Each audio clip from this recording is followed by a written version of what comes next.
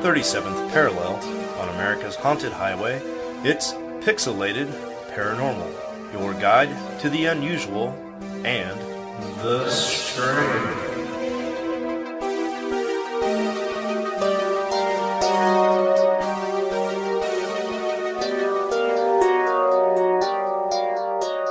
Welcome, everybody, to the Pixelated Paranormal Podcast, Season 2, Episode 1.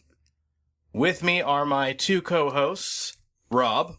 Hey, guys. As you can tell, I'm no longer hosting the show. I got demoted. So this is all up to Sean now. Demo Ted. And Preston. Well, hello. So, like Rob just said, he's back. We've got all three pieces of the terrifying tripod back. Rob, how was your trip? It was pretty good. Yeah? Did you get any disc golf in? How's the push pop or bomb pop? The bomb pop is delicious. I didn't realize there was going to be a fucking quiz later. Okay. Yeah. Hope you took some notes. God forbid I talk on a podcast, right? Yeah. Rob, good. Pull the bomb pop out of your mouth. The bomb pop is out of my mouth. No, the trip to Nashville was pretty good. I didn't get to go on the ghost tour that I hoped to get to go on.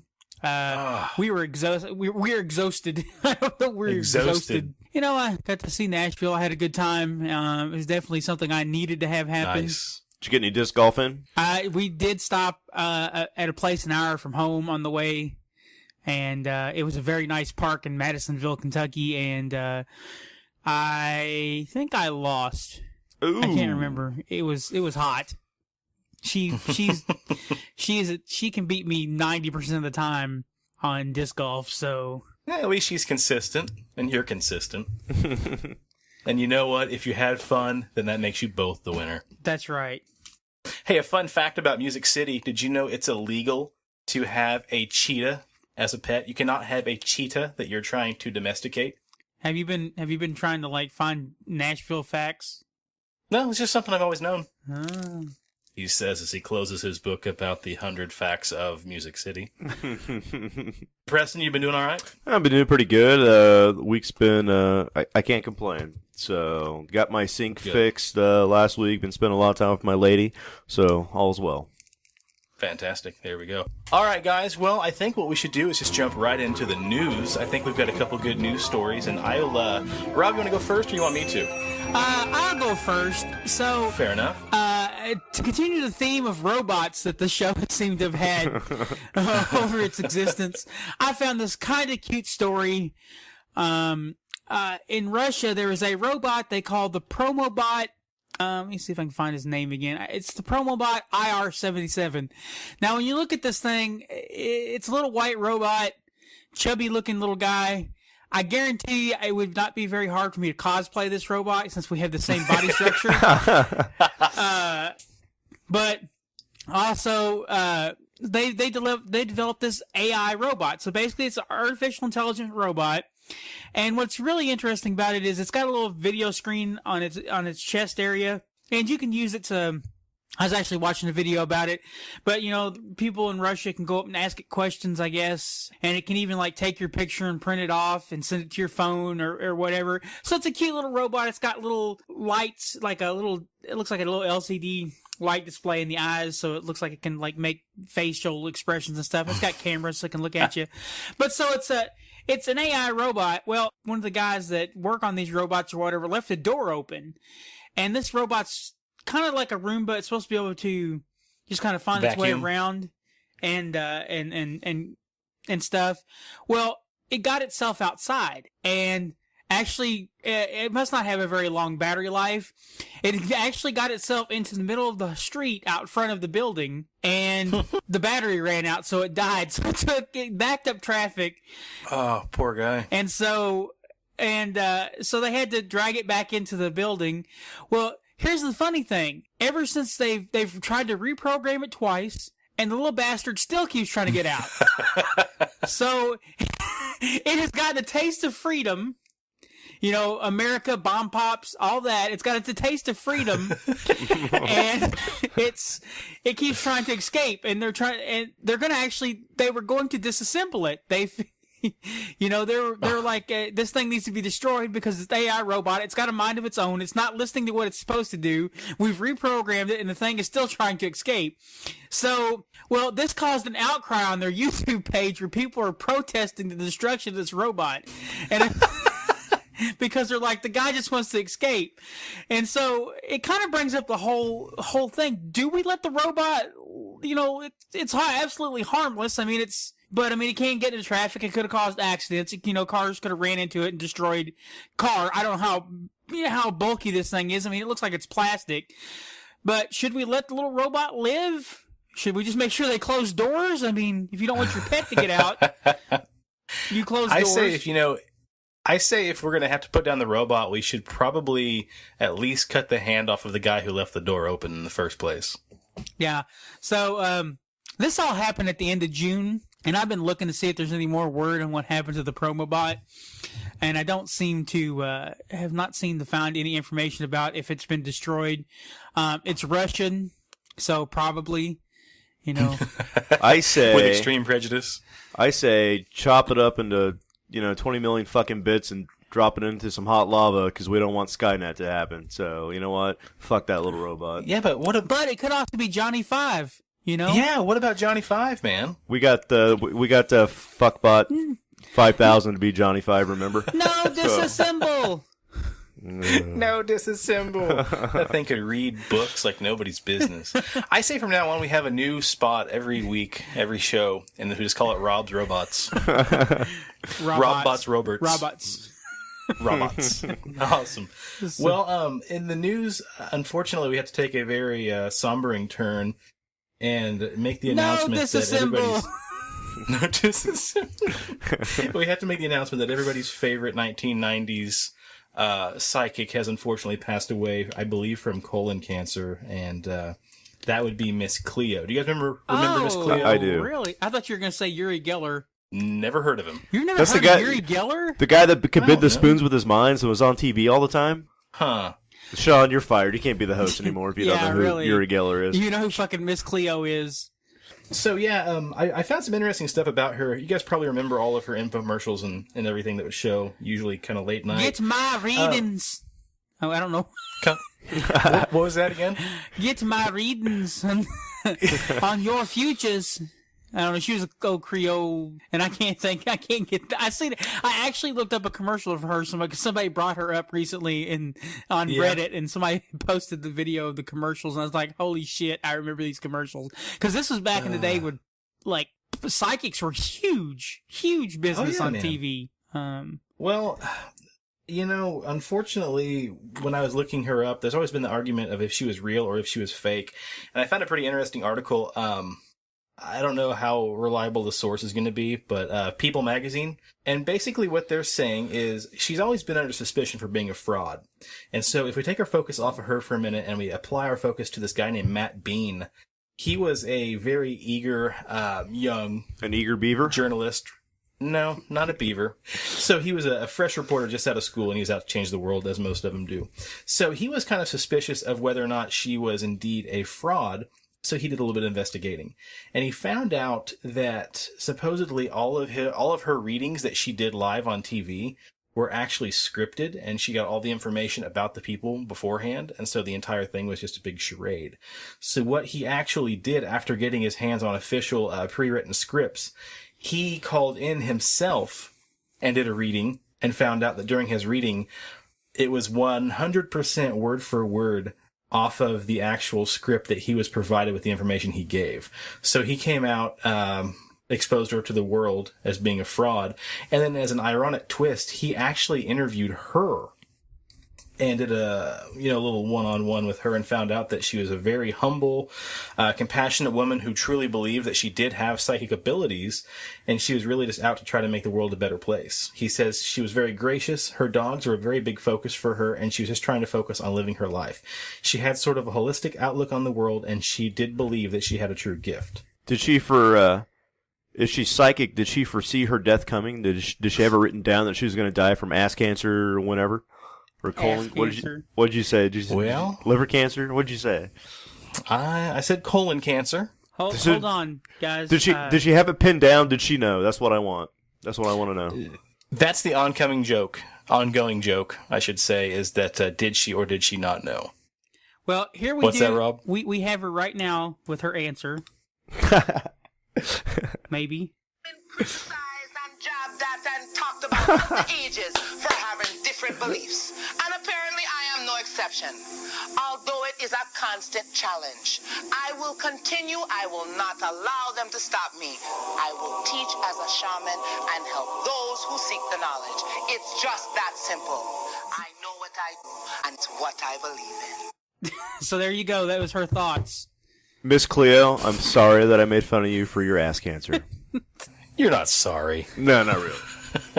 Let's be honest. Ass cancer is nothing to laugh about. Yeah. Let's just keep in mind that Preston does not speak for all three legs of the Pixelated Paranormal podcast, and any hate mail should be directed towards him. If you could just put attention, Preston, the ass. So yeah, even after she was proven to be a fraud, she still managed to do actual private readings for people, and she would charge up to about $100 per meeting for private readings for her clients. I think when it comes to like TV psychics, even what's her name, the one that's on TLC, the Long Island Medium.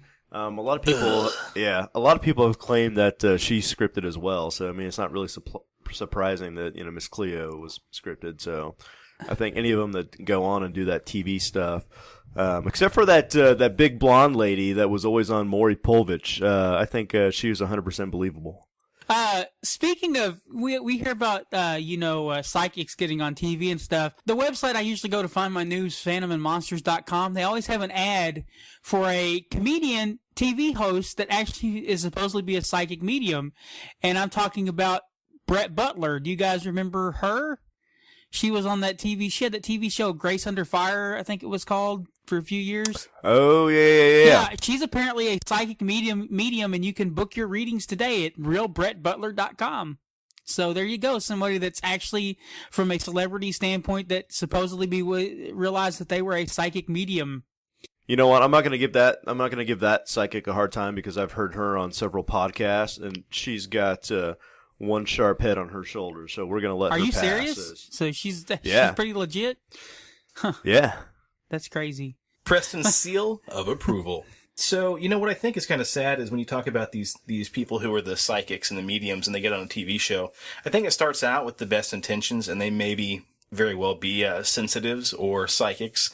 And then a TV channel gets their nails, their claws into these people.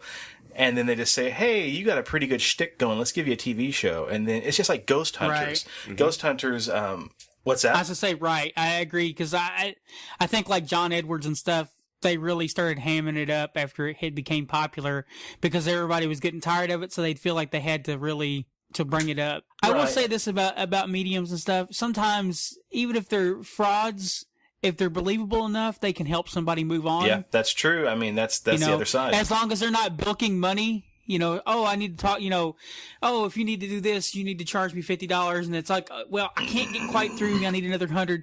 That's bullshit. But sometimes, even if you're a good fraud, you can actually do a good thing by helping people move on as long as you don't take advantage of people. Yeah, that's very true. So I can't take anybody serious whenever they can fill an entire stadium worth of people.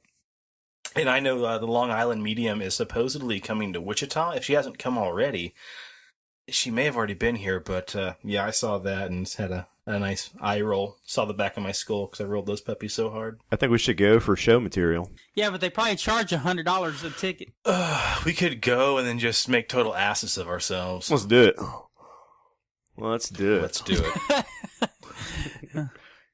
We'll Skype Robin. We'll all three be there. You can just ask get the promo bot to come, and just put me on Skype. You two and the promo bot. Free the promo bot. That should be our platform. Free the promo bot. It can come live with me. That's true. I think we can get him. I think we need to take a trip to Russia, find him wherever he's been, stowed away, living under bridges and whatnot, and bring him home. We could liberate him. We trade robot for vodka. I'm disappointed, though. Is he illegal? I think we actually had one of these robots at our hospital. Seriously. But I didn't work there at the time, but people are telling me the stories that about 10 years ago, they had one of these robots that delivered the pharmacy stuff. They literally they had this little box that was attached to the front of it, and they would put the medications in it, and it had enough AI scripting to get from, floors of the hospital, use the elevators and such. Nice. And, apparently, one guy joked that he said that, on holidays, like on Christmas, they'd put a little Santa Claus hat on it. And, they would also put like a witch's hat on it on Halloween. And it would be going down the hallway. And if people stood in front of its way, it said, "Can you please move? You're impeding my progress." Oh, wow. Yeah, so it wouldn't run you over and stuff. And I don't know whatever happened to that thing. I would love to see it. But yeah, the pharmacy... Dude, we need to find it. Yeah, I'm going to go into the bowels of the hospital to try to find this fucking robot. You might as well forget Russia. We got one in Kentucky. Maybe it escaped. Wait a second. Spoiler. It took all the Oxycontin. It escaped from the... It's selling it on the street. It escaped the Kentucky hospital, hitched a ride to Russia, killed the other promo bot, found out what was going on, and then he escaped from the Russian. It's a Russian spy. Oh, that's fantastic. I'm gonna write Now, this does story. this thing, is it reported that this promo bot thing, can it actually communicate? Can it talk? Does it have like the artificial voice yet to go along with this intelligence? I can't tell because the video I watched was all in Russian. So it looked like it was mostly just, well, it did have little word bubbles popping out of its mouth, so acting like it could say something, but I have no idea what it said. I don't think you could ask it questions and it would answer anything. I don't think you could ask it what's the conversion from Celsius to Fahrenheit or anything like that. But maybe you could ask it, "Hey, what floor is Dr. Such and Such on?" And it would say, "Fuck you, I'm a robot. I'm out of here, bitches." Well, somebody's got a robot, and they ask it what would happen when the robots took over the world, and it told the human caretakers that it liked them so much that it would make sure that they had a good place in the human zoo, and it would take extra good care of them. So I was kind of curious if that was promo bot, because I'll go befriend it if it's going to save me a spot in a human zoo. Summer, where are my testicles? Oh, sorry. Nice. Well, outside of robots and Miss Cleo passing away, there's been one other big story in the headlines, and that has been the phenomenal new TV show on Netflix called Stranger Things. And if you guys haven't watched that yet, and I'm not talking about you and Preston, Rob, I'm talking about the listeners, you guys should definitely jump on it, because it may very well be one of the best shows, I think, maybe in the history of television. Easily one of my top 3 favorite shows of all time. I agree. It's a very good show. Very good. So we'll try to do kind of a spoiler-free little riff on this TV show. I don't know how you really what do talk you guys about think? this show too much without spoiling things. Well, we're going to give it our all. So here's a Yeah. fair warning, guys. If you haven't watched it yet, maybe fast forward about 5 minutes. And if we're still talking about it, maybe go 2 more. So anyway, it starts off with any self-respecting 1980s movie with a group of 4 kids playing some D&D in the basement, and things kind of escalate from there. Yeah, I like I said, it's really hard to describe this show, but what I can say about this show to me is it feels like a lot of Stephen King stories just wrapped into one. I know a lot of people are saying like E.T. and stuff, but I think you got to look at it as more like Stephen King specifically, because I mean I feel like it has a lot of indications from like It and Stand By Me, Right. Fire Starters kind of in there a little bit as well. Not actually starting fires, but the same kind of concept. There's something out there, a monster mystery type of deal, and disappearance of kids. I think it has all. I think this is like, in fact, even the font they use and when Right. the show starts Very up reminiscent. is Yeah. very much like old Stephen King, like paperback, like font. The like The Shining and Right. stuff had font like that, and It even had that kind of font. I think it's like it's homage, very much an homage to Stephen King more than anything else. And I have never heard of the Duffer Brothers. Apparently they have done other stuff, but I'm telling you, this is their they knocked it out of the park. For a show set in the 80s, Oh, yeah. everything felt like the 80s. Even like the camera style, even the filters and stuff they put on the lenses and stuff made it look like an older 80s TV show everything just seemed 80s about it. It didn't seem like it was pandering. It wasn't like it didn't fall into that shit that most shows do, where it's like, hey, do you remember this from the 80s? Hey, knock knock, whiz, wink wink, nudge nudge. They didn't really. Right. It wasn't a fan service. Yeah. It wasn't a case of like, hey guys, check it out. You want to have some Yoo-hoo and use my Rubik's Cube? It felt very organic, and I really enjoyed that about the show. The one thing I was going to say, as much as I think it was maybe an homage, like Rob said, to Stephen King, I feel like the story itself, like they did a really good job of what I would call like our modern day folklore, like all the stuff that has happened maybe throughout the years that has become like our modern Americana folklore. Like they were able to weave that into a story. And I think that was just amazing, because there were so many things that went into that show, that as I was watching, like, oh my God, that reminds me of this book that I read from this author that, supposedly happened, like, back in the 60s, or, oh my God, like, I remember this story and this reminds me of this. And so I thought that they did a really great job of kind of pulling from our folklore that we have going on now in this generation, and then, putting it into a coherent story. Right. I mean, and you even had nods to the original Alien movie, too. And this isn't going to be any kind of a big spoiler, but when they reference the other place, you get a very big sense of something very alien and very scary, and very much references a lot of stuff, I think, just beyond Stephen King and Steven Spielberg. It was kind of a nice amalgam of, I mean, you've got like movies like Stand By Me and The Goonies, buddy movies mixed with a great 1980s creature feature meets kind of a whodunit story of a broken family trying to come back together. Can we just take 1 minute here to think about just how badass that soundtrack was? Yeah. 80 synthesizer. Yeah, synthesizers. Boy, howdy. You guys will even notice on our intro song, I gave it a little synth treatment, little tip of the hat to the old Stranger Things. So, yeah, that show was just freaking phenomenal. Yeah, it really surprised me. My mom watched it, and my mom is the absolute worst person to watch a TV show, by the way. She doesn't understand fucking spoilers. So, like, everybody was talking about Stranger Things. I'm like 5 minutes into it, and I'm going to the kitchen, and she said, Mom, I'm finally watching that show, Stranger Things. Oh my God, blah, blah, blah, blah. I'm like, Mom, shut the fuck up. Oh no. I'm like, oh no. She goes, oh, sorry. I was like, I'm getting ready to watch the goddamn show, and you're going to sit here and spoil it? Really? Oh.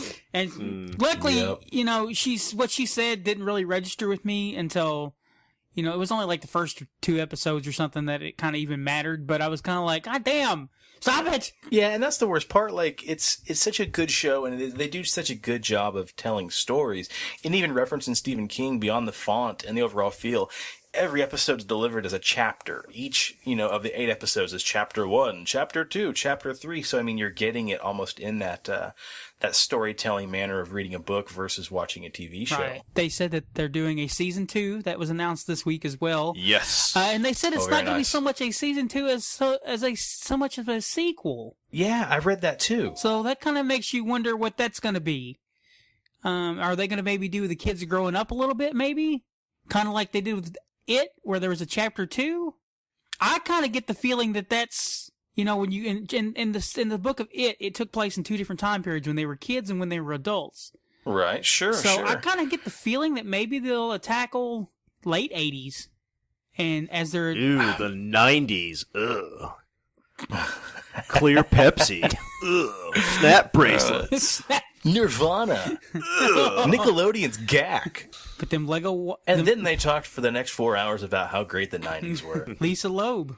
Oh, Rob, the weight of my heart. So like we said in the very beginning of the episode, you've got these 4 kids playing D&D, and I don't know who wants to say it first, but there's going to be a classic catchphrase with these 4 kids sitting around the table. One of them is the dungeon master, and then the other 3 are playing the game. And what's the classic catchphrase? Fireball, they have to roll a 13 or higher. Too risky. Cast a protection spell. Don't be a pussy. Fireball him. Cast a fireball, you pussy, and Demogorgon will be 2 phrases that go down Mouth in breather? history as potentially... mouth breather. Oh, it's so good. So I think this would be a great time for the Dungeon Master himself to tell us a little bit more about the conspiracy of Dungeons and Dragons from the 80s. Yeah, and before we tackle that, we're trying to put together a D&D game that we're going to record for a podcast. With Oh, are we going to record that? Yeah, that was the whole plan. Oh, shit. Late to the party. So yeah, there'd be another part. We're just going to do that on Skype. I'm not going to worry about editing all that shit and making it all that big of a deal. Yeah. And we may Twitch stream it as well. So you got that to look forward to. We'll give you guys a link to that in case you want to hear us and a couple buddies playing some D&D. Yeah, so it's going to be Pixelated Radio and Pixelated Paranormal teaming up because Preston and Sean and also Corey from Pixelated Radio, who's a friend of ours, and Big Steven too. So Big Steven hasn't been on the Pixelated podcast ever. So yeah, he's going to be a part of this, hopefully. We're trying to get all the... What a way to kick the door down and just invade two podcasts. Yeah, I know, right? We're squishing things together. So yeah, we're planning on doing a D&D actual play podcast and Twitch streaming it too, if I can figure out all that stuff. But let's get into what D&D stood for. So back in the 70s, in fact, July 27th, I believe, was Gary Gygax's day, which is actually one of the creators of D&D, and he had actually taken a war game and converted it to a D&D like a fantasy setting instead of having big like Warhammer battles and stuff like they used to do in the day. They tried to say, hey, wouldn't it be fun if we made a rule set for playing in a fantasy setting where you fight Tolkien-like creatures? And so D&D became, their war game became something called Chainmail, and eventually Chainmail evolved into what we know as D&D. And in 1979, D&D kind of got a lot of hate. One of the big catalysts for this, there was a kid named... Well, he wasn't a kid. He was a college student named James Dallas Egbert III. Nerd. And he apparently disappeared while in college. He went to Michigan State University. He tried to kill himself by going down to the steam tunnels underneath the college campus, and he took a bunch of Quaaludes. And he disappeared for like 3 weeks, and eventually he was found again. He started working in an oil field, and somebody discovered that he was still alive, but everybody thought he was dead for 3 weeks. Unfortunately, after that, he went down to the steam tunnels again, and this time he took a gun and shot himself in the head and killed himself. This started a lot of controversy because his mother believed that he had lost himself to D&D, and that's why he was going into the steam tunnels, because he thought he had become his character and he was exploring a dungeon, and that was her excuse for this. However, it's come to light that the boy may have suffered from autism.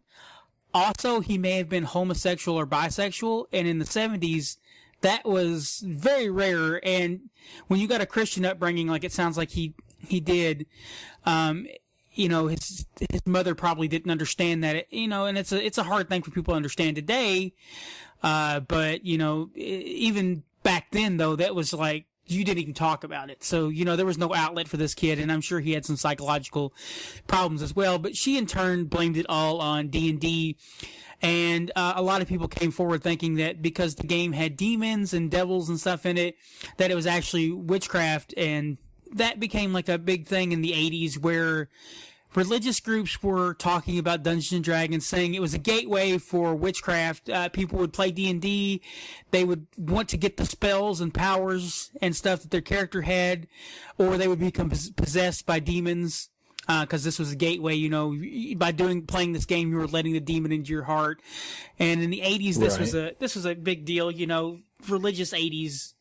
And so a lot of parents, didn't want their kids playing D&D, and I'm glad that they didn't tackle that in Stranger Things. I think it was neat that they had this was the 81. This was right before the big hate for D&D really hit. But it was nice that that they portrayed D&D in actually a positive light. So in 82, there was a movie called Mazes and Monsters. It was a made-for-TV movie based off a book, and Tom Hanks was in it. Surprisingly, he was the main character. Yeah, it's a terrible movie, by the way. Fucking horrible.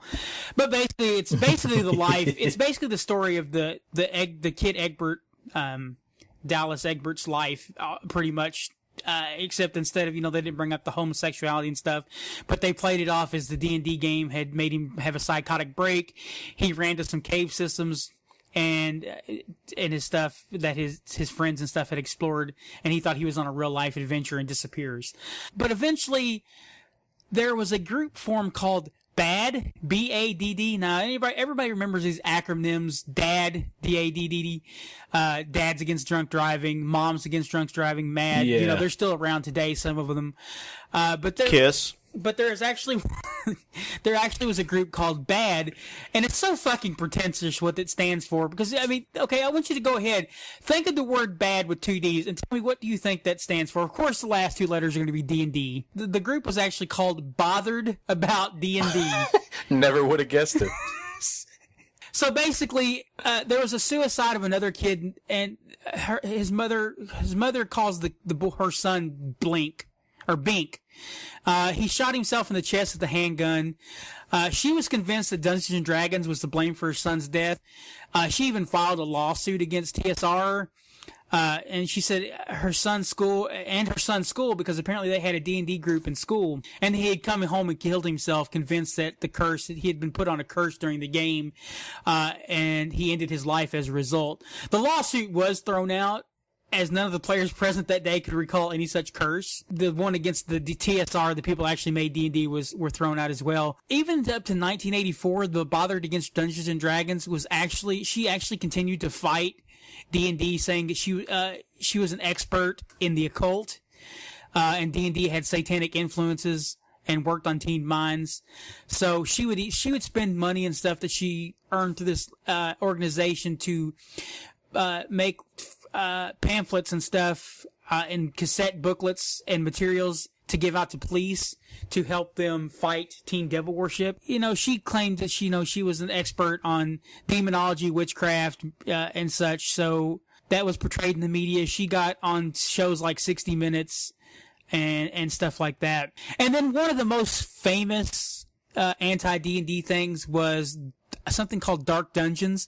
And this was a comic that was published by Jack T. Chick Publications.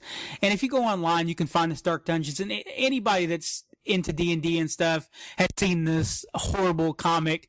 Basically, it tells the story of a girl that joins a group of friends as in a D&D game, but they eventually start believing that they can get real powers, and that that one of her friends actually kills herself because her character died in real life, or her character dies, so she kills herself in real life because she believes that she would die anyway.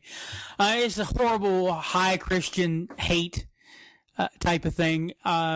What's really hilarious about it is that back when I went to Gen Con in 2014, somebody actually bought the rights to the Dark Dungeon comic and made a very serious but yet hokey movie of the Dark Dungeons publication, which I did end up buying. It was like cheap. It was like $5. I bought it.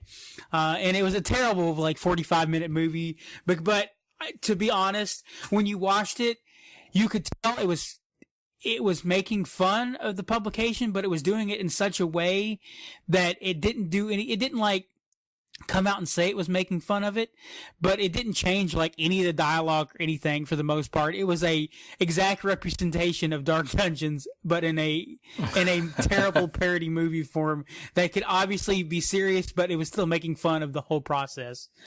So, Jeez. But yeah, and when we think about satanic stuff, churches are really bad over the years of finding anything to blame for trying to get Satan. I remember there were book burnings for Harry Potter books because they, featured witchcraft and magic. So anything magic and witchcraft was, against the church.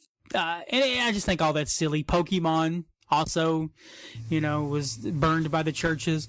And it's hilarious now that being a dungeon master and a guy that plays D&D, it's funny because I don't know if I've said this on other podcasts, I'm sure, but I actually play D&D every other Sunday when I'm off work at a church with the pastor. So I mean, the church pastor is actually in my D&D group. So, That's pretty funny. But yeah, I just think it's silly that some of the churches and the Christians get so uptight about D&D. And, since after the 80s, it pretty much died down. I do remember there was a big flap, though, when Vampire the Masquerade became very famous. Kind of the same thing, that it was degrading to women because they were sired to become vampires. And it's like, that's not always true. The women are just as bad in that game. They will sire men. It's just how, if a vampire sires you, it can be man, female, it doesn't matter. So I even wrote an article for my newspaper because of how I felt that a newspaper article shit all over that game, and I was like, no, you don't even know what you're talking about. And that's the biggest thing about these groups.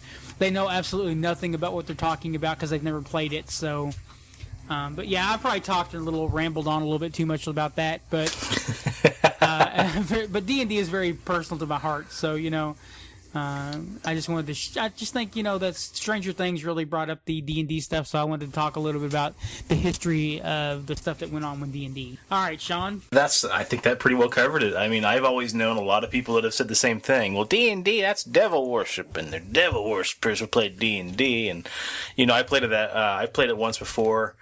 And I just couldn't get into it. You came to visit here in Kansas, and I had a pretty damn good time playing it. And then, like you said before, we're going to look into doing an online podcast recording of it, and I'm kind of excited to see how much gold I can steal from people and split it 3 ways. Split it 3 ways. There you go. Yeah. So when we talked about Stranger Things and how they talked about Dungeons and Dragons and brought that kind of back into the light, and they talk about an area called the Upside Down, and that is a very big reference to actual real-life events in our next topic. Preston, if you want to take it away and give us a little rundown of that.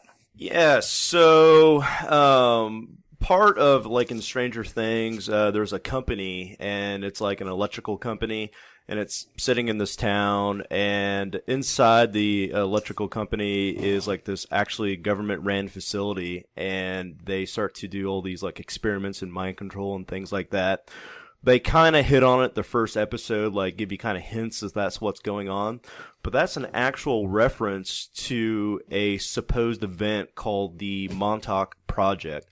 Montauk, the Air Force base, is on the easternmost point of Long Island called Montauk Point. Most New Yorkers know it for its scenic beauty and the landmark lighthouse. But on this area, there is a derelict Air Force base that used to sit on the grounds of Old Fort Hero. And this is where all these events in basically real life take place. And the government abandoned it in 1969. Supposedly, and then a mysterious group went in without any sort of government funding and took it over and started to do experiments and things like that. Now, one of the guys and this book was really hard to wrap my brain around because he is so over the place with these different time links. What he calls them are like pinpoints in time, and so everything is centered around starting off 1943. So just off the top of your guys' head, 1943, does that ring a bell? Is there anything significant to you for 1943? Roswell would be one of the important one. There's one other one, the Philadelphia experiment. Does anybody remember that? Yeah. Okay. So with the Philadelphia experiment, basically the idea was that we were trying to make a ship invisible to enemy radar. So the idea was creating a ship in a bottle. And how they did that is inside the bowels of the ship, they had this machine that they would turn on, basically almost like a giant Tesla coil. And it would create this electromagnetic bubble around the ship. And the idea was that if enemy radar was, out trying to do a sweep of the area, that when those radar waves would hit this electromagnetic field, it would basically bounce off, rendering the ship invisible to the radar. So they're testing it in 1943. They flip the switch, and then bam, the ship just disappears. Like, what the hell just happened? We don't know where it's at. Now, some 8-9 hours later, they actually find it in Norfolk, Virginia, which is about 100 miles away. Now, when they found the ship, they get on the board and they find that some of the crew that is still alive, they're basically just brain dead. They're kind of like walking around. They're looking up into the sky. They kind of get like that mental state of like when drool's coming out of their mouth and they're like, oh, pretty stars. And they couldn't do anything with them. They were trying to get them to be coherent, but I mean, they're basically just fried. The rest of the crew they found melted into like different parts of the ship. So you would walk around, you would see like an arm hanging out of the bulkhead, and it looked like it was actually part. Or you would see like this. You ever remember that episode on the X-Files? It was like season 7, season 6, when Mulder and Scully go to investigate this Air Force base, and this UFO like pulls up, and then like there's a flash of bright white light, and then Mulder and one of the agents switch bodies. And then as the story progresses, you find like the ship malfunctions again, and then there's like an American soldier who got melted into a rock, and so you see this guy who's like half hanging out of this boulder. It's like just his torso. That's kind of the scene that they walked onto in this ship, and they were like, oh, shit, what do we do? So they basically just kind of wrote everybody off who was in that weird mental state, and, you know, had to kill the people that were like melted into the ship. And that technology was kind of put on the back burner. And, kind of like with this book, we're going to have to fast forward into the story a little bit. So the scientist that wrote this book is named Preston Nichols, and no relations, which is kind of weird because reading this story and trying to talk about it, I'm going to be talking about Preston, and it's like I'm talking in third person. It's really weird, but hey, we're gonna work past it.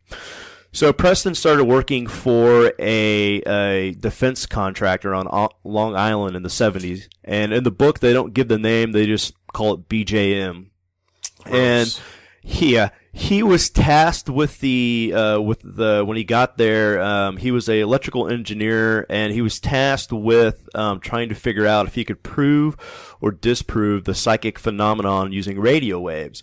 So he would work with a bunch of psychics day in and day out, and toward the end of the 80s, or not the end of the 80s, the end of the 70s, he came across like this phenomenon where, like, let's say like 2 or 3 o'clock in the afternoon, he would pick up a loud burst of 410 to 420 megahertz across the radio frequencies. And whenever this cycle appeared on the air, it jammed the psychic's ability. They wouldn't be able to read anything, use any of their psychics, you know, anything that their ability-wise, they would just screw them all up. And so he figured, well, this radio signal has to be coming from somewhere. So like any good mad scientist, he built a small antenna dish and mounted it on top of his car and hooked it up to the radio and flipped the switch, and it directed him toward Montauk Point. So he gets to this derelict base that looks like there's nothing there, and he decides to bring one of the psychics along with him to see if they can give him, you know, any insight on what happened. And the psychics that go there just say that, you know, there's like, I feel like something weird happened with the weather, and all the animals in the area went crazy, and I can't tell exactly what it is, but there's like this beast, like this scary, like this creature who just tore everything up. And so he keeps going back over the years, and eventually he's trying to secure some of the unused radio equipment that was left behind. And one day this guy shows up at his door, and his first name is Duncan, and they became really good friends. And he decides one day, like, hey, you know, Duncan claims to have some psychic abilities. Let's take him to Montauk. And as soon as they get there, Duncan starts to go into this trance, and then blurts out that he was actually programmed to go to Preston's place, befriend him, and then kill him and blow up the entire lab so that nobody could get a hold of any of his work. Now, once Duncan snapped out of the trance, he seemed to be really outraged by this and said, man, I don't want to have any part of this. I don't care who these people are and why they program me for, but I'm not going to follow with these orders, and I'm going to help you. And so they became really good friends, and from that point forward, they both started to recover their memories together. So at this point, Preston Nichols feels like he has a connection to Montauk Point because every single time he goes to the town outside of the base, he swears like people know who he is. Like, oh man, I used to work with you. At one point, when they were searching the derelict base, they found like a bum who said that he was an officer that went AWOL and that Preston Nichols was his boss. But this whole entire time, he's like, I have no idea who this man is. So once he starts to gain his memory back, we go further deeper into the story, and thus enters Dr. Von Neumann. Anybody remember any stories about Project Paperclip? Yes. Okay, so we gathered Dr. Von Neumann from Project Paperclip. He was a mathematician who came from the United States, from Germany, and he also became a really popular theoretical physicist. He was noted for very advanced concepts in space and time, and he originated parts for the working computer built by IBM, and he also built the first vacuum tube at Princeton University. Now, he was actually, after the Philadelphia experiment, he was put in charge of all these different projects that we go from Project Moonbeam to Project Rainbow, Rainbow 2, Phoenix, Phoenix 2, Phoenix 3. I don't know, the government just makes up weird names, but basically it all stems from the same concept of this Philadelphia experiment, and this is the man that they put in charge, who was a Nazi scientist, and Von Neumann and his team spent 10 years working out why human beings had trouble with the electromagnetic field that shifted through the different places and times. So what they found out that everybody who was born, or even now, like me, you, and Sean, when we are born, we have a specific point in time called a time reference that our minds are like meld to. So you think of the body and the brain, those are like the body would be like the vehicle, the brain would be the receiver, and it's picking up our conscious. So when we're born, our brain grounds our conscious to this certain particular point in time. So what would happen is when they turned on this machine on the ship, it created a artificial reality, like a separate space and time. So an alternate universe, basically, that only existed inside this this time bubble. And because it separated the consciousness from its time point, the consciousness didn't know what to do. And so when they flipped it back off, either A, your consciousness just got lost, and that's why you have these guys who are like drooling idiots, or your consciousness found its body, but it didn't reassemble right, and that's why you have people who are like, melded into like the ship and all this weird stuff. So what they eventually found out was, to get around this, that you had to ground the mind to this alternate reality by projecting a natural background of Earth. So what they ended up doing was building this chair, which they put a psychic in, and then the psychic would project a kind of like a synthetic reality into the minds of the people on the ship or whatever it was, and that when they shut it off would allow them not to either go insane or be melded into the ship. And somehow that technology got transferred all the way up into where we built the B-2 bomber. So Preston Nichols claims that the B-2 bomber itself, even though that the paint is supposed to help, reflect the waves, and the shape of it's supposed to help reflect the radar waves, that there's actually a electromagnetic time bottle in there, and that the government is using these psychics to project realities to ground the pilots so that they don't go insane while they're flying these ships. Wow. I don't know, that kind of that part of it kind of threw me for a little bit, because that really wouldn't make sense. But upon discovering all this, they started to play around with the different frequency waves. So where we had earlier, where they talked about how like he would find that 410, 420 hertz would be bombarded across the radio waves at like 2 or 3 o'clock.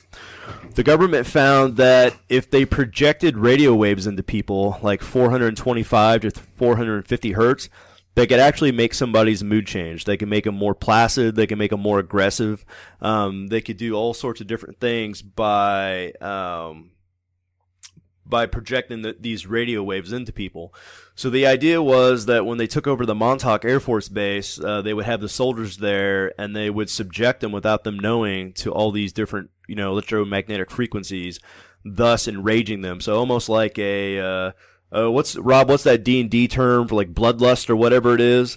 That's basically what they would do by using these radio frequencies. They would induce bloodlust and make the soldiers want to fight. or in some cases, if they change the frequency, they can make the soldiers be like a bunch of hippies and be like, oh, we just want to relax all day and not do anything.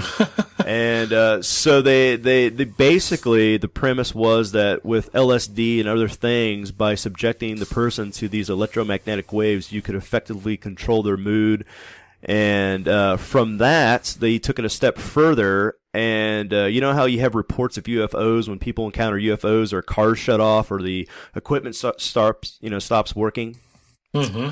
Through radio waves, they were actually discovered how they could create this program using this radar, and they would focus the beams. They didn't say their hertz or whatever, but they would focus the beams onto a car or electronic device, an airplane, and it would automatically stop it and shut off all the electronics. So they could actually interfere, like they would have soldiers driving around the base in the army jeeps, and they would target the jeep and then automatically shut it off. They could shut off tanks, any type of like nuclear, if the Russians decided they were going to shoot off a nuclear warhead, they could effectively aim this radio wave at the nuclear warhead and stop it in its path. So they go a little bit further, and when they're experimenting with the psychic about projecting this false reality into the people on the ship or the people in the airplane, they came across where if they had Duncan think about something. So remember how we said Duncan said that he was sent to kill Preston Nichols? It turns out that Duncan was one of the psychics originally working on the Montauk Chronicles, and he basically, what they would do is they would put him in this chair, and they would just blast the shit out of him with electromagnetic frequencies. And they would say, Duncan, think about a metal bowl with black lines on it. And he would think about it, and all of a sudden it would appear somewhere else on the base. And they would say, Duncan, think about a building. And then he would think about the building, and then all of a sudden on Montauk, this building would just show up out of nowhere. So what they discovered is they could actually bring his thought forms into reality. They could bring his thought forms from the ether into this world. And so they got to thinking, like, what else can we do with this? What else can we do with this? And by accident, they stumbled upon a time portal to 1943. And it just so happens that Duncan was one of the soldiers on the USS Eldridge, which was the ship in the Philadelphia experiment. And when they turned on the machine, he was the soldier with his brother that did so inside the bulkhead. And because of the material that the bulkhead was made out of, they were shielded from the effects. And so as the machine was turned on, they freaked out and decided to jump ship. And so when they decided to jump ship, they got lost in time. And so somehow, which doesn't make sense because he was a psychic that they were using, but we're going to go with it in the story that when they opened up the time portal to 1943, this guy and his brother came through, and this is who they used for all their psychic experiments. Now, in the story, they talk about how there are biocentric points in time which create vortexes, and they come in 20-year loops. So 1943, 1963, and 1983. So if we have the psychic sitting in the chair and we tell him to think of a time portal from 1943 to 1963, it creates a grounded vortex that will allow you to travel between those 2 points. Now, with that being said, because those are a main vortex on the Earth, that once you open up the vortex from 43 to 63, you can travel anywhere in the past. So anything past 1943, you can travel to as long as you have this vortex open. Now, if you want to travel to the future, you would open up a vortex from 1963 to 1983 to create a time loop, and that would allow you to travel from 1990, 1996, all the way up to the year 6085, wherever you want to go. But you had to do it from these 3 time points. Now, later on in the story, or later on in our podcast, Sean's going to talk about Missing 411 and some Missing 411 stories. Basically, a lot of the missing children were reported to have been taken to the Montauk base, and the kids that were chosen ranged in between the years 10, 16, all the way up to 18, and the youngest was 9. Most were just about to reach puberty, and they usually had blonde hair, blue eyes, and were light-skinned, so they fit the Aryan race profile. And it is said that the majority of them were sent to the future, to the year 6037 AD, always to the same point. And whenever somebody would look into the time portal after they sent the child through, it looked like they were going to a dead city filled with ruins. Now, in the center of this city was a square with a gold horse on a pedestal, and the children were told to go to the pedestal and read the inscription on it and come back. Now, because there were some glitches in the beginning project, there were over, let's see if it says here, at least 10,000 children that were lost throughout time. Sometimes they were sent 200 years in the future. Sometimes they were sent 300 years in the future. Sometimes they were sent into the past. But Preston Nichols estimates a range from 3 to 10,000 kids were eventually abandoned when the project first happened because they would have time glitches and they wouldn't know how to bring them back. So they just basically left these kids wherever. I just want to stop you there. Anywhere between 3 and 10,000 kids could have disappeared. That's a pretty broad number there. I'm just gonna. Yeah, well, this is coming from a crazy guy. Okay, we're gonna go with it though. We're gonna go with it. He doesn't mean between like 3 and 10,000. He means between 3,000 to 10,000, right? Yeah. 3,000 to 10,000 kids were, and winos. Sometimes they wouldn't use kids. Sometimes they would find a wino somewhere, some drunk, and they would just pull them and say, "Listen, here's the mission. This is where you're going to go. This is what you're going to do." And they would shove them through the time portal. And if the time portal accidentally closed and they screwed up, whoops-a-daisies. It's just a wino. Who cares? Exactly. Poor little drunkards. Earlier in Season 1, we talked about possible life on Mars, and we talked about the face and the pyramid on Mars.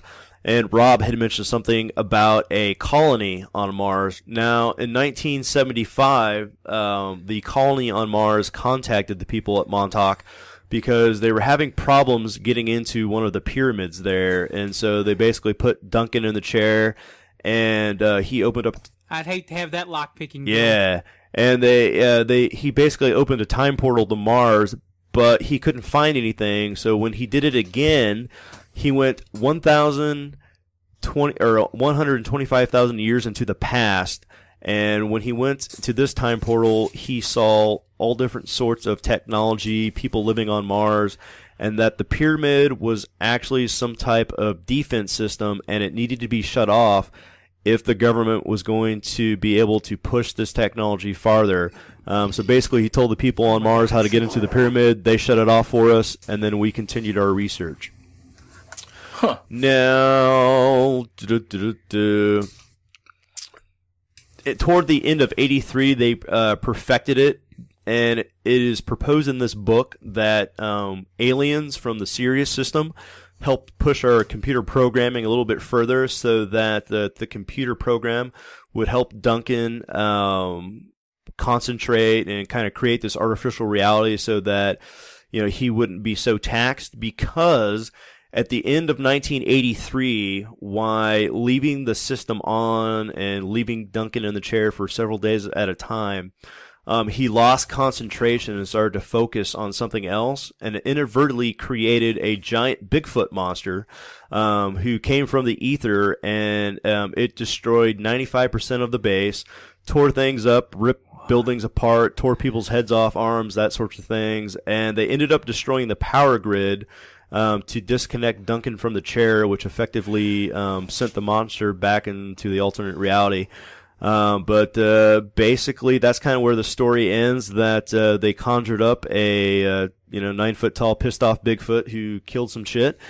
And the other odd thing about this was that Duncan and his brother Edward Cameron, who were on the ship, so they were lost in time, and because they were lost in time and they reappeared in 1983, there was some weird time rhythm conditions that were destroying their body. So somehow Preston Nichols and the rest of the team developed a way that they could read their electromagnetic signature and disconnect their consciousness from their brain. They went back in time and found the Bielik family and told them to produce a son. And when the time was right, they projected Edward's consciousness into Al Bielik, who later worked with the Montauk Chronicles. And then they found Duncan's father and said, listen, we know you're old, but you need to get a wife, you need to have a couple more kids. And he produced Duncan Jr., where this Duncan's consciousness was transferred into. And Preston Nichols goes on to say that the German scientists who ran all this eventually tinkered with time and created a alternate time loop, which we are all now living on. So all of our consciousness shifted because of this, and we are on this alternate time loop that's running alongside the original one. And I don't know if you guys have ever heard about the Berenstein Bear conspiracy, where some people remember it being spelled like Berenstein.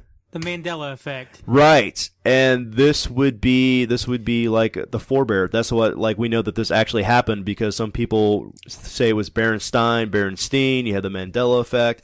And so we're all in on a different time loop now because of some dirty German scientists. Wow, that sounds like a lot of bunk. But I mean, some cool stuff in there, but a lot of it sounds like crap. Yeah. So what point did they make the Dunkin' Donuts?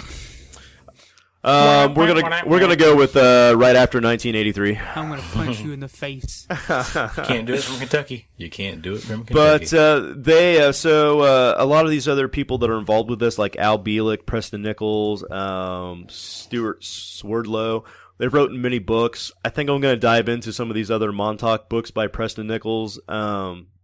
If you go back a couple seasons to Mysterious Universe, they actually interviewed one of the but they also interviewed what's his name, Christopher Garantano, who actually directed the documentary The Montauk Chronicles. And they had like this audio snippet on there, and where the director was doing an interview with Preston Nichols, and they go up to his door and they knock on his door, and he comes out. He's like, "What are you guys doing? Can't you see? There's a force field going on. There's a force field. It's everywhere." And then so he invites him into their lab, and he's like, "I got a time machine, but you all got to get naked before you get into the time machine." And I remember that in this interview that the director was just like, you could just tell this guy was just fucking lost. Like, he looked like a crazy old scientist. And some of the other, like Al Bielik says that with the mind control technology, that they brainwashed most of these people and made these false memories. So you kind of have to wonder that maybe something was going on, but they created all these false memories that Preston Nichols believes to be real, just so that it kind of discredits him a little bit, so that you're like, man, this guy's fucking crazy, this is all bullshit, and that most people just stop looking into it because they're like, it's just all bunk, when that was kind of their original intention, so that you wouldn't catch on to what they're doing. Disinformation specialist. Disinformation, dun dun dun. Well, that's I hadn't heard all that story yet. Like, a lot of it sounds interesting, but some of it just sounds like I wouldn't believe a whole bunch of it. But you're right, it does. Oh my god, it was the worst 389 pages I've ever read in my life, because the stuff that you started out at the beginning was very interesting. When you got to all the time travel stuff, I was lost. But that's what happened to me, because he's like, now we're on this time loop, now we're on this time loop, I'm just like, man, pick a fucking time loop and stay on it, because I have no idea what's going on right now. My head hurts. So it's pretty much Slaughterhouse-5, but on Molly. Yes. But without the little birds going boop boop boop Poo-tweet, poo-tweet. Now I'm going to sit back and listen to this because I'm very excited to hear what Sean has to talk about. So, yeah, like Preston mentioned earlier, tons of kids went missing.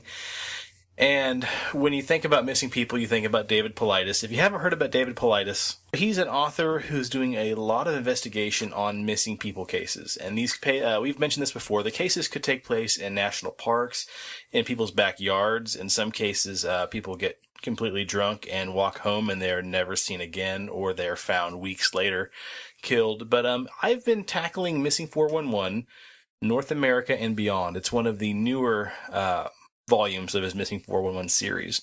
And I'm going to skip the national park stuff. We can touch on that again later, because I've cherry-picked about 5 stories out of this book that's pretty damn thick, over probably about 450 pages. So I just want to touch on some strange ones, and at the end, my last two stories I think are going to be so far the weirdest and best stories I found so far, including the ever popular Robert's favorite pooping on the sticky paper story. Robot Grandma? That's right, Robot Grandma. So, yeah, we're going to start off. We're going to jump back in our time machine. Goddamn robots keep taking over our show. Shit, they took our show. So we're going to jump in the time. They took our gerbs. They're taking our jobs, they're taking our wives, and now they're taking our podcast. Those damn dirty bastards. Damn dirty robot apes. So we're going to jump in the time machine. We're going to head back to May 10th in 1891. Holy shit. Yeah, a long time ago. Are we using the Montauk time machine? If you don't get my arm stuck in the door or the the wing, yeah, we can take the Montauk time machine. So we're going to go to, like I said, the year 1891, May 10th, in Thedford, Nebraska. I tried to find a couple close to Kansas because, well, 2 out of 3 of us are in Kansas. So you've got a guy named John Hammond, and he's got 2 daughters, a 4-year-old and an 8-year-old.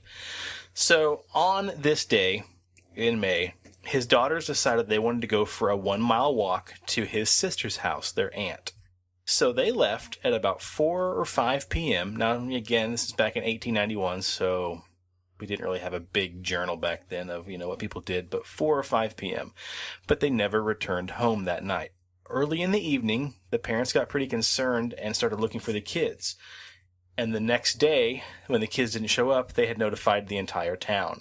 So the search started at the aunt's house, and they talked to the aunt and said, yes, they should have probably left probably about 4 or 5 p.m. to make that 1-mile journey back to their house. So they started walking back from the aunt's house to their own home, the girls' home. And they found midway through the walk, there was a path that the girls would have taken off course into a field where they were going to pick some wildflowers. But it looked like at one point while they were picking wildflowers, they must have gotten confused or gotten lost. And we're going to assume, because it didn't really say in the book, I guess maybe they don't take the original path back to the road. They probably just took it off towards the woods or whatnot. So the search party looking for the girls ended up camping in this area for about 3 days. On the 3rd day of these girls being gone, being disappeared, they discovered the shoe of what they guessed would have been the youngest girl. On the 4th day, they discovered the youngest girl at the base of a small bluff about 15 miles where they had originally gone off the path. She was laying there unconscious. She had a swollen tongue, so basically she was just about dead. They were able to revive her, and all she could really say about her sister is that she had, quote, gone home. So they took the youngest girl to a hospital, and she recovered. But what's weirder than that is in the same afternoon on a Thursday, they found them both on Thursday, they found the oldest sister. Unfortunately, she had passed away. She was 10 miles north of Running, a town called Running in Blaine County. But Blaine County, the town of Running where they found the girl, was 75 miles away from the point of the trail from the point of the trail they disappeared. So, 1891, we don't have cars. I'm not going to say it's impossible to go that far, but you guys will join me in saying that's a pretty long ways to go. Hell, even the one girl, 15 miles, if you're going by foot, is pretty far. And they could have been kidnapped or taken on, a horse and buggy or whatever.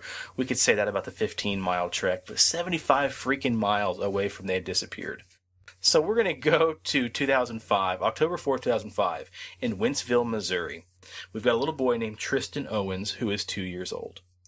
Wentzville is somewhere near St. Louis in Kentucky, and it's known for having quite a bit of rivers, a lot of bodies of water, some dense forest, and so on and so forth. So Tristan's mom, Stacy Owens, is in the backyard gardening. Her son Tristan, again 2 years old, is in the backyard with her playing with her Jack Russell Terrier. For just a quick moment, Stacy decides she's going to go grab the watering can, and she runs to the garage wherever the watering can was. She swears she was gone for 1, maybe 2 minutes at the most. When she comes back with the watering can, she realizes that Tristan and the Jack Russell are both missing. After looking for, searching the house and the yards and the nearby woods, she gets really spooked and calls the police. So the police show up and they start looking around for the kid. Now, they called not only the police department, but the fire department showed up as well to look for this kid and this dog.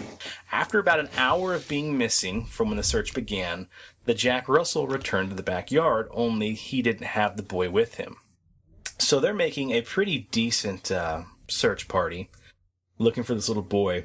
And right around midnight, the search dwindles down to just 2 people. One firefighter named Lynn and one volunteer. The rest of the search party got called off. At this point, the woods have gotten real foggy and really, really dense.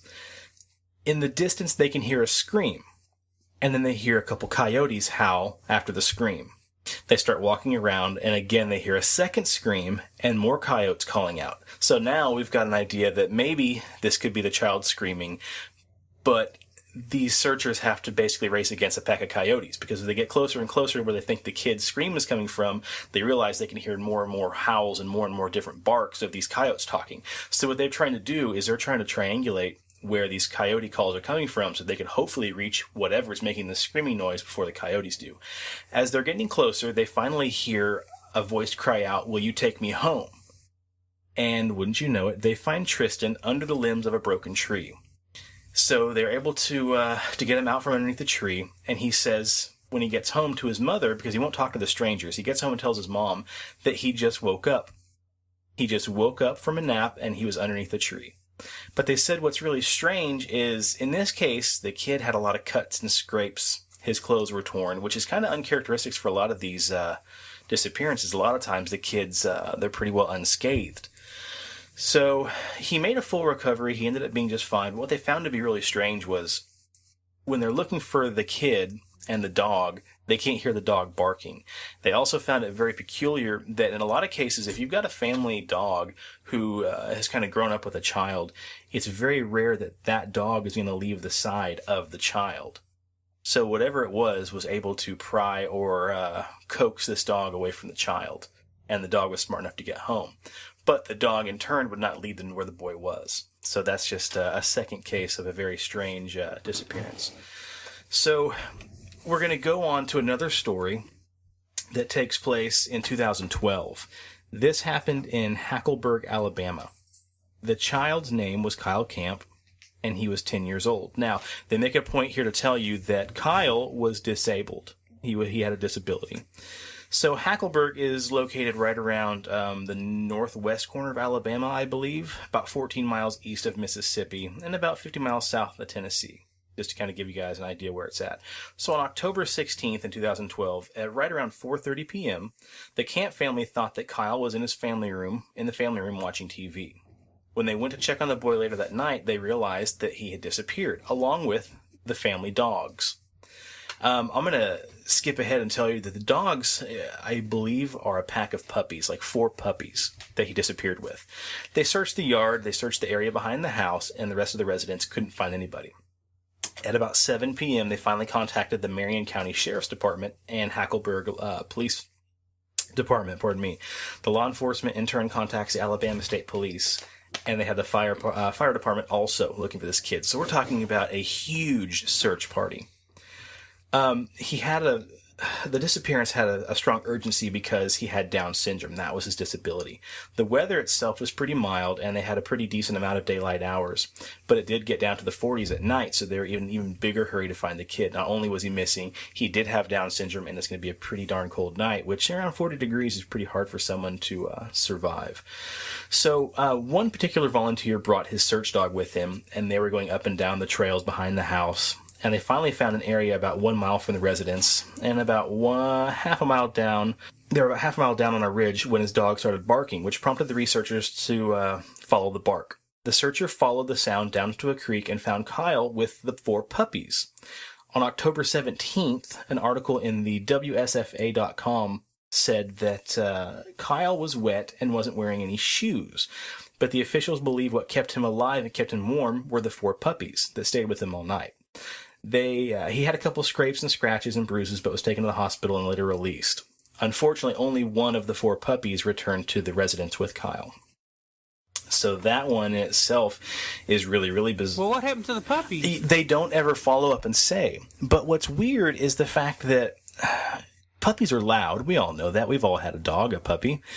And they're very loud and very obnoxious in many cases. So if you're out looking for the puppies, you would at least think if they're not going to respond to you, you could hear them yipping and hollering and everything else.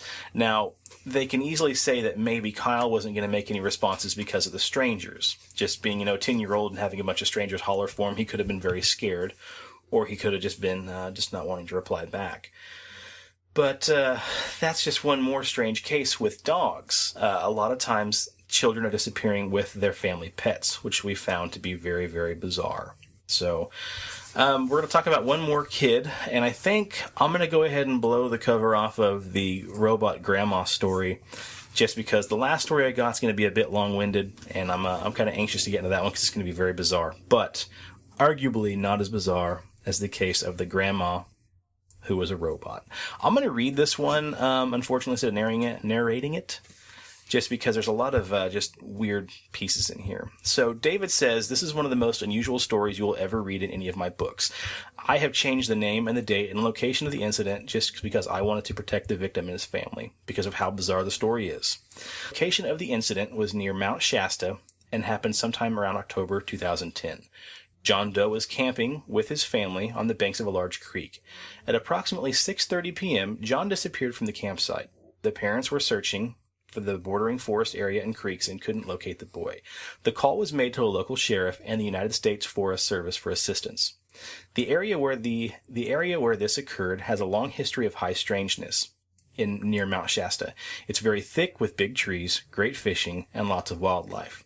This is a place where I have fished dozens of times, says David. The location is in the shadow of Mount Shasta, and with that comes a history of many strange things occurring over the years. So, on a side note, I think I'm going to make it a point to kind of research bizarre stuff that happens in Mount Shasta and come back to that on a later episode.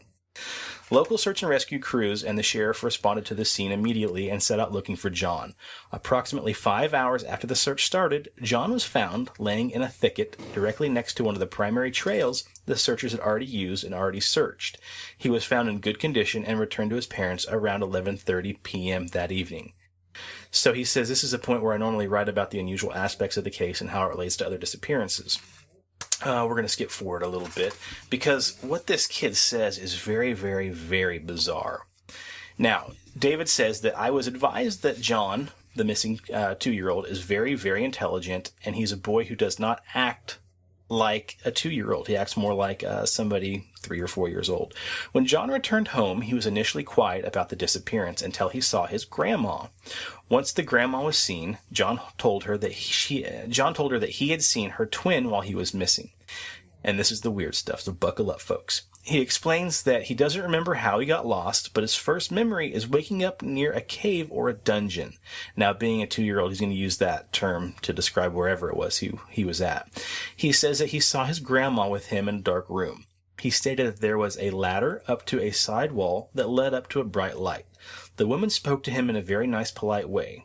He stated that she was very interested in his tummy and how his tummy worked. He explained that he thought that he was talking with his grandma the entire time until she got very upset and sparks began to fly from her head. He then stated that he believed that she was a robot.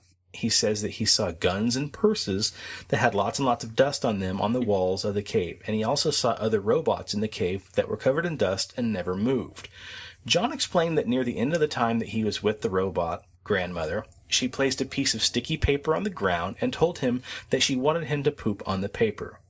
He said that he didn't have to. He didn't have to go to the bathroom. It is sometime after this point that she took him to a room and placed him under a bush and told him to stay there. He never explained how he got from the room, but does remember being found. In the conversations with John's family, his story has stayed consistent and he has never faltered, and he continually stated that he was never afraid of what happened.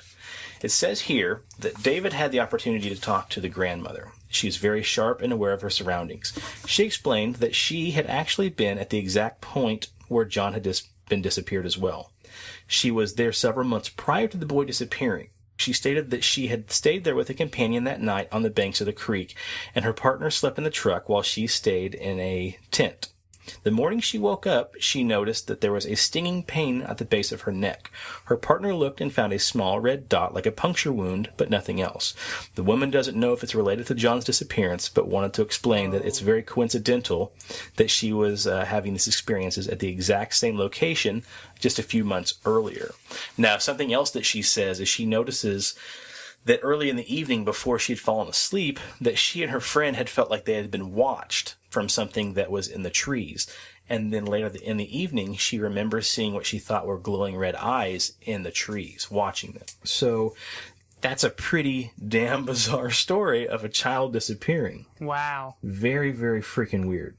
The last story I've got is, it's going to be a long one, so bear with me here. I'm going to try to give you the long and the short of it. But so far, it's been my favorite. It may trump, actually, the poopy sticky paper. I don't know, man. That's a hard story to top. So we're going to jump back into the time machine and pop back into April 19th, 1953.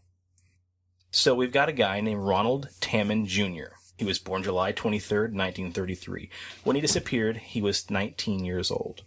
He was a first of 5 children to his parents.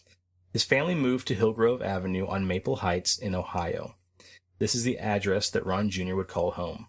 Ron attended Maple Heights High School and earned varsity letters in several different sports. He earned 3 varsity letters in track, 2 in wrestling, and 1 in football.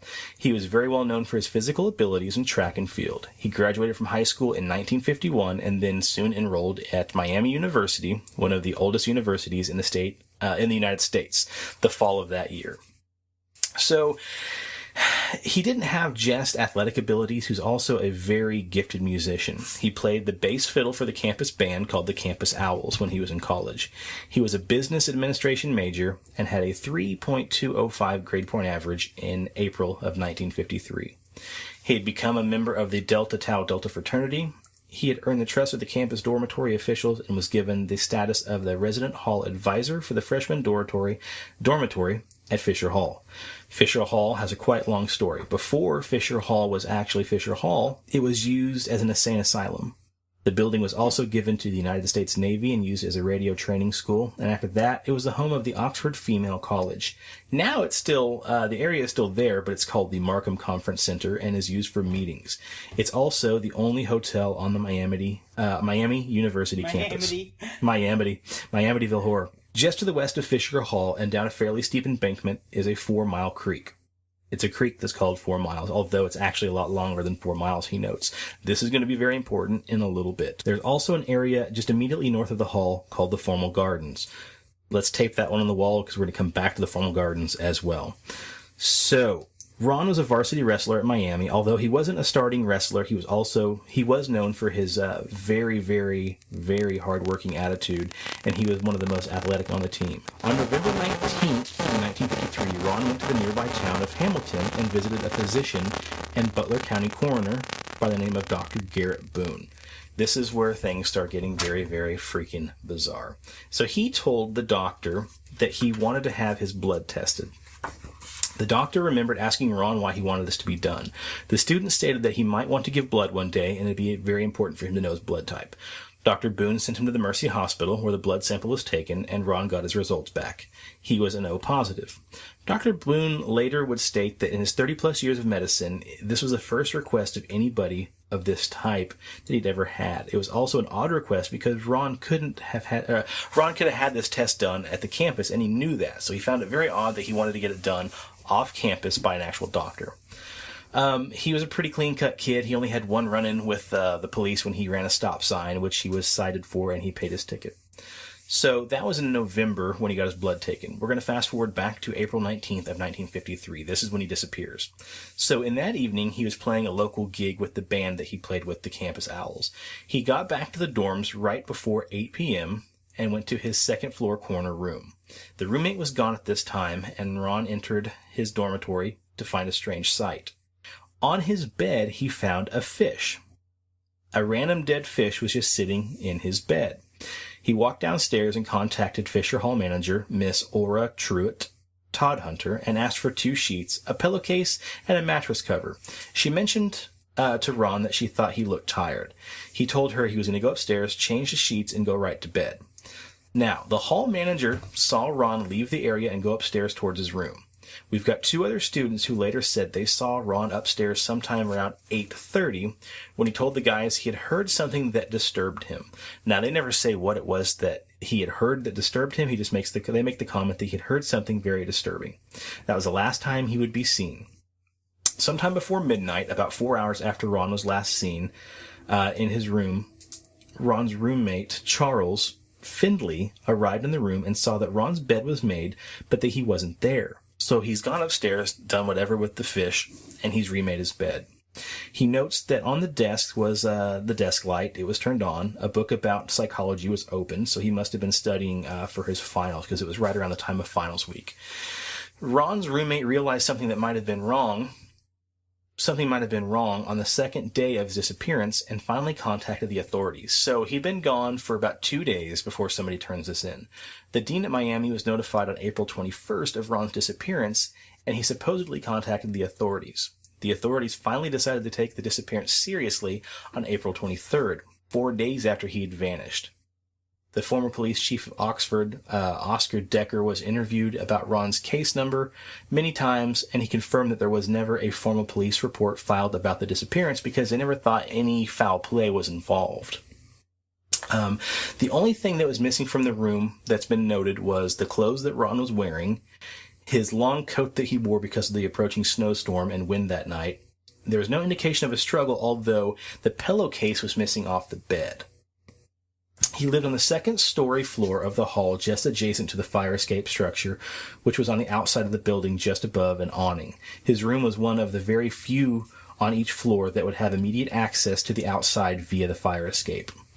During the investigation, a lot of the accounts were very, very weak. Dr. Boone made comments to the press that he was contacted by the Dean of Miami about the information that he had about Ron, and he felt the Dean really didn't care about the odd blood test. There was one potential lead that led police to an area called 7 Mile. A woman lived just off of the campus in an area called 7 Mile. She reported that someone matching Ron's description had came to her door asking for directions. The man had a haircut similar to Ron's, but had mud on his face. The reported sighting was investigated intensely and later discounted as she couldn't positively identify this kid as Ron. After the investigation got rolling, there was simply no evidence that Ron had ever gone to her house, nor that anybody had ever seen him leave the campus.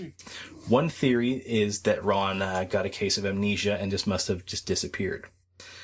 One other theory is, mind you, we're back in the 50s, so the draft is very popular, and so people think that maybe he was just a draft dodger.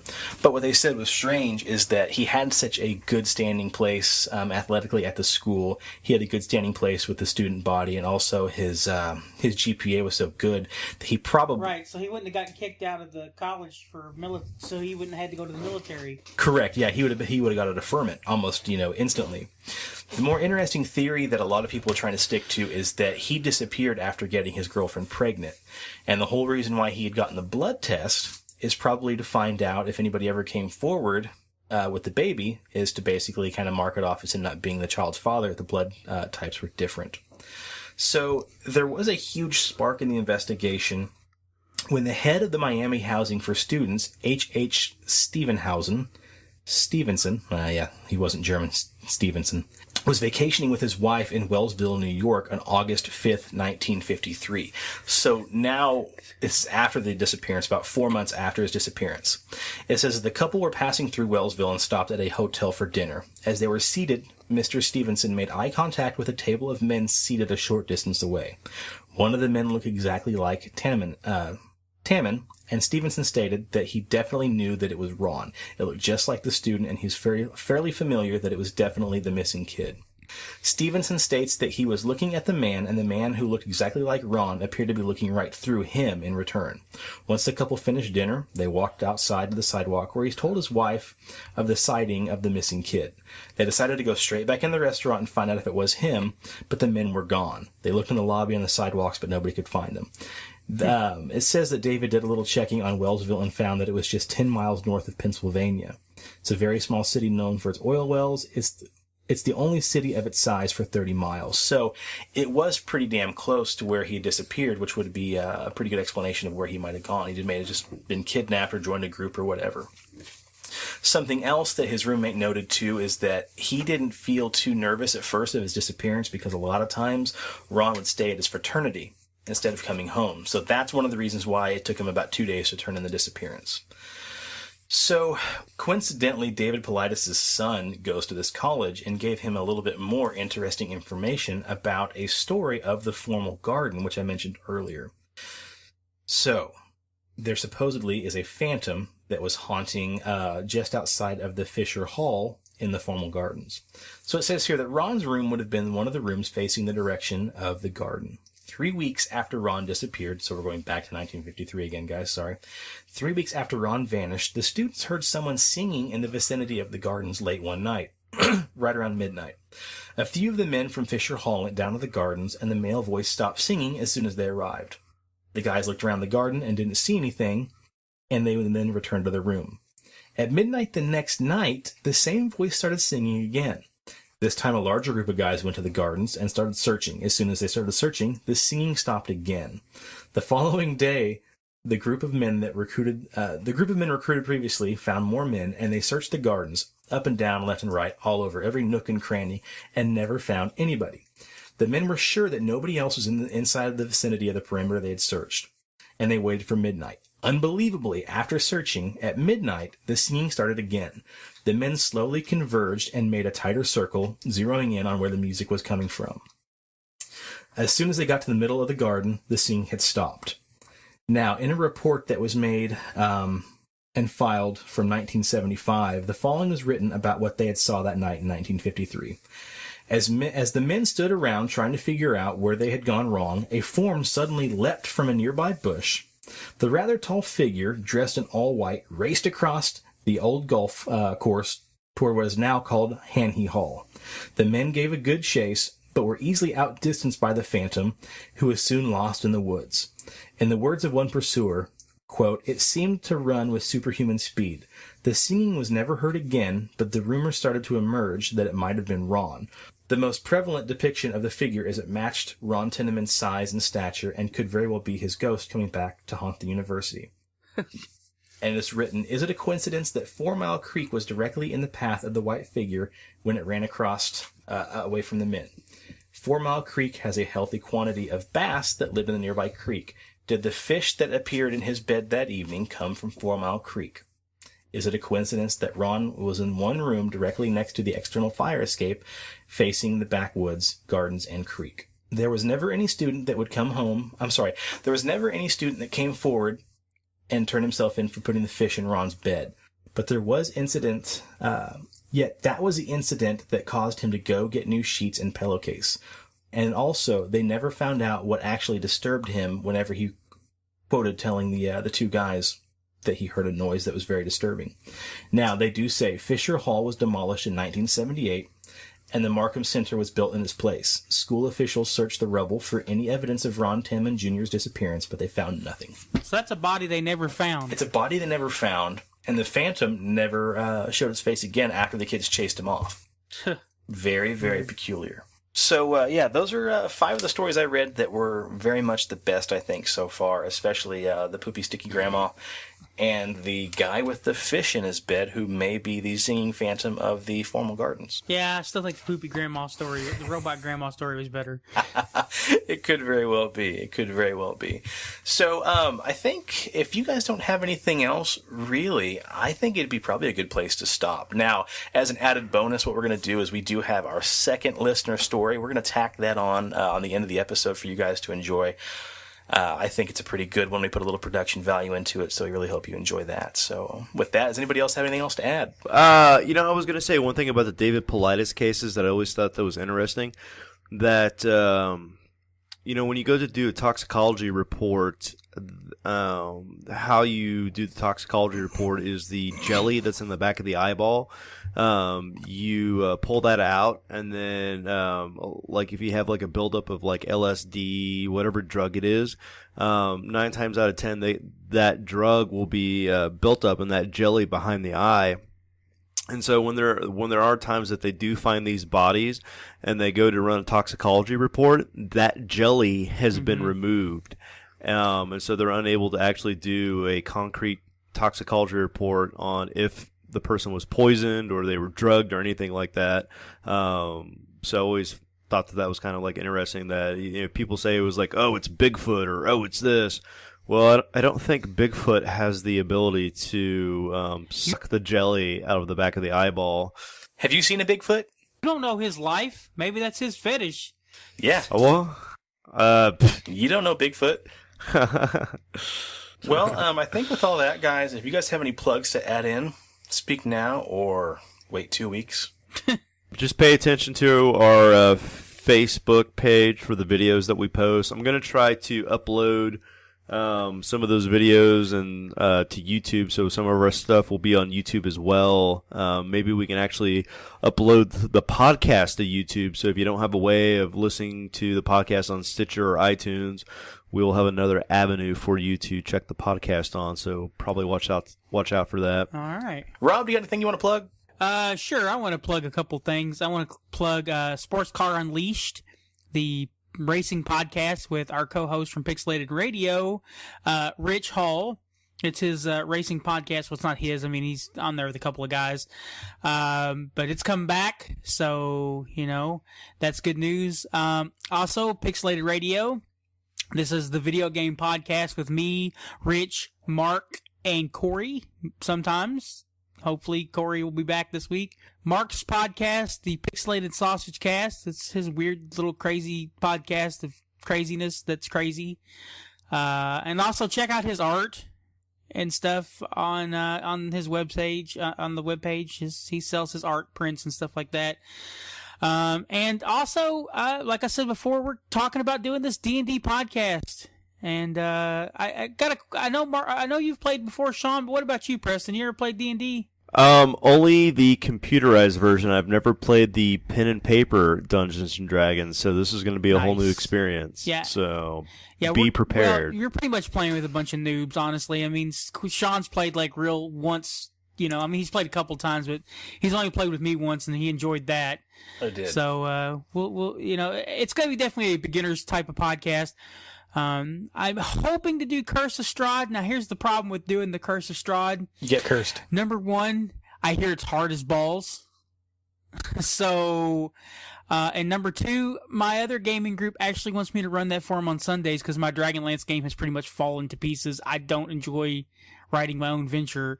So, I don't know if I'm going to run this twice. or if I'll just run something else, but everybody seemed to really like the idea of gothic horror, so we shall see what happens. I may still just run it twice, because the adventure is built in a way that you can play it more than one time and not have the exact same adventure, so that's probably what will end up happening, but because everybody seemed to really like the gothic horror idea, so but anyway, that's pretty much all I got to plug. Fair enough. There we go. Guys, if you have any listener stories you want to share with us, we have had 2 really good stories. You'll get to hear the second one, like I said, here at the end of the episode. Send those our way to email at us. Let's email those to pixelatedparanormal@gmail.com. Again, pixelatedparanormal@gmail.com.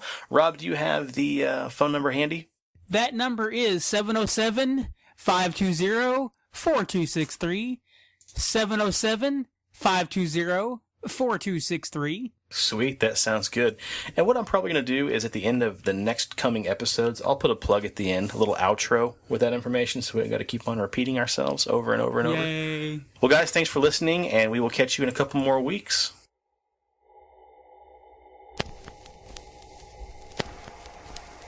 It happened some 30 years ago in a trailer park in Derby, Kansas.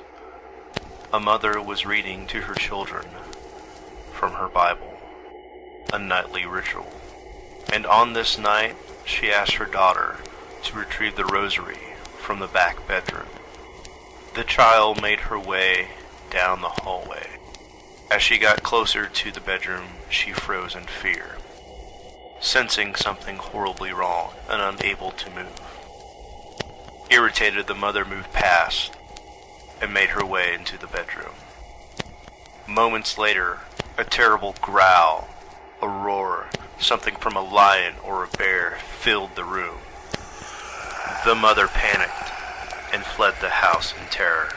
With the children in the car, they started to drive away, and as they looked back toward the house, they saw in the window a silhouette of only what could be described as Satan, a creature with horns, long shaggy hair, and a tail.